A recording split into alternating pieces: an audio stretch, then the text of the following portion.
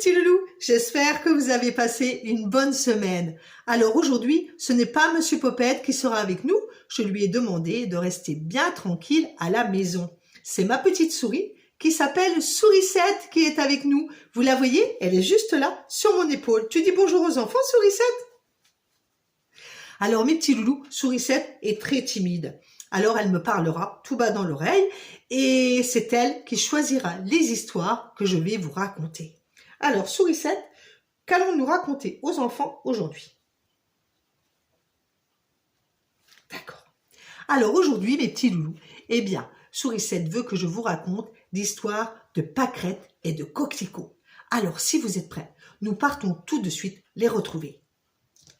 Il était une fois deux fleurs magnifiques qui s'appelaient Pâquerette et Coquelicot. Elles vivaient dans un grand champ, parmi une multitude d'autres fleurs. Ces deux-là ne faisaient que se disputer à longueur de journée. Oui, c'était à celle qui voulait être la plus belle. Pâquerette disait « Regardez comme je suis belle, je suis toute blanche et mon cœur est jaune. » Eh bien, moi aussi, regardez comme je suis beau, disait le Coquelicot. Eh bien, moi, je suis de couleur rouge, rouge éclatant, comme l'amour. Eh bien, moi, renchérissait Pâquerette, j'annonce le printemps. Et puis, j'annonce aussi les beaux jours.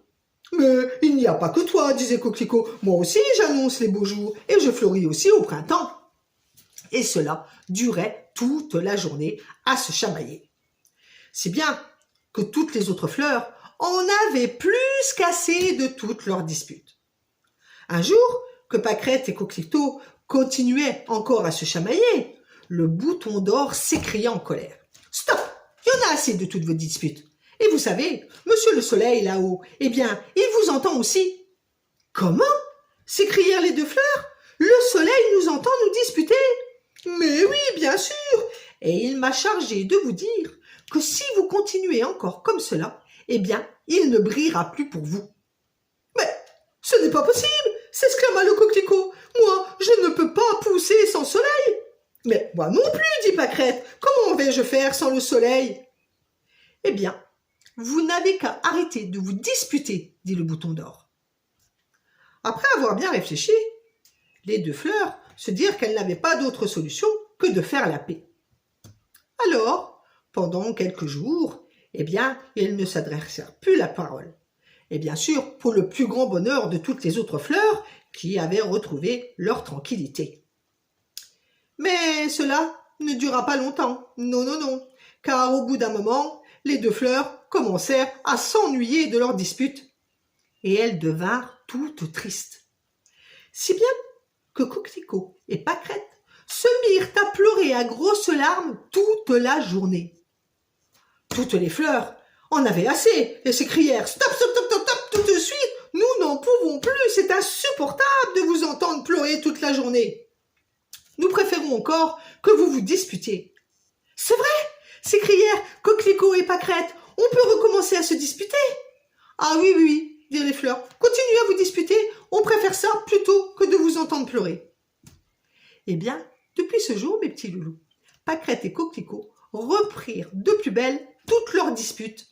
Et surtout, elles retrouvèrent leur beau sourire.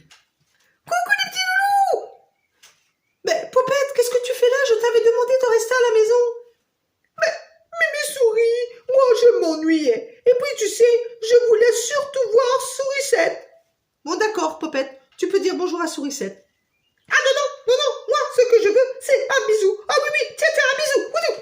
Non, Popette, laisse Sourisette tranquille, Popette. » Eh bien voilà mes petits loulous, eh bien Sourisette, tu as eu des bisous de Monsieur Popette. Voilà mes petits chéris, eh bien il est l'heure déjà de nous quitter. Nous vous faisons de gros bisous et nous vous donnons rendez-vous la semaine prochaine avec Sourisette qui me demandera de vous raconter une nouvelle histoire. Mais d'ici là, comme d'habitude, pas de bêtises. Gros bisous mes petits chéris, à la semaine prochaine.